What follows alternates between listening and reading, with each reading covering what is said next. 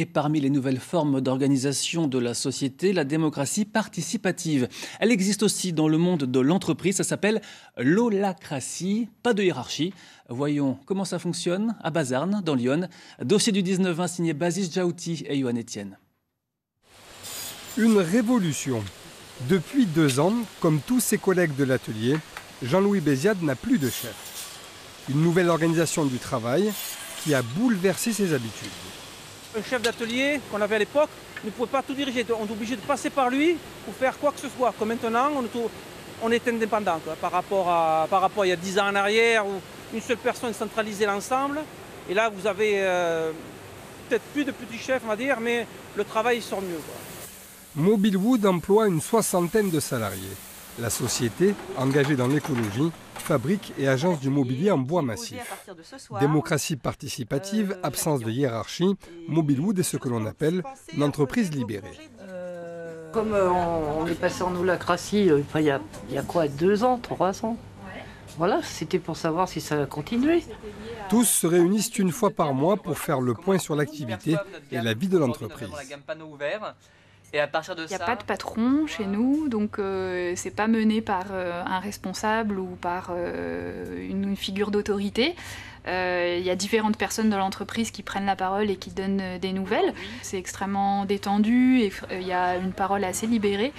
Et donc ça en fait des moments un peu privilégiés de communication entre les collègues. L'entreprise est organisée par cercle, atelier, vente ou encore administratif. À la tête de chaque cercle, un binôme leader, choisi par ses pairs mais qui peut aussi changer. Recruté il y a à peine 2 ans, cet ancien chef d'entreprise apprécie ce nouveau mode de travail.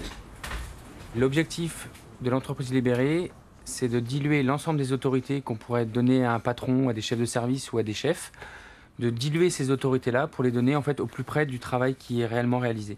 C'est-à-dire plus on est proche de là où on travaille, plus on doit donner l'autorité à cet endroit-là.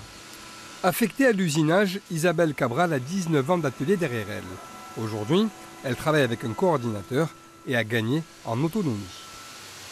On a un planning avec des dates de sortie et nous, on essaye de respecter le plus possible le planning. Et après, entre nous, on décide où on travaille. Moi, j'aime beaucoup travailler comme ça. Pourquoi? Parce que pour moi, ça a changé parce que je peux prendre des initiatives.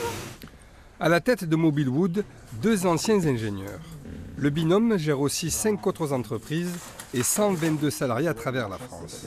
Au sein de chacune, cette même façon de gouverner. Ça n'empêche pas qu'il y ait des problèmes, ça n'empêche pas qu'il y ait des conflits, ça n'empêche pas qu'il y ait des gens qui ne s'y retrouvent pas, qu'il y ait des gens qui soient partis.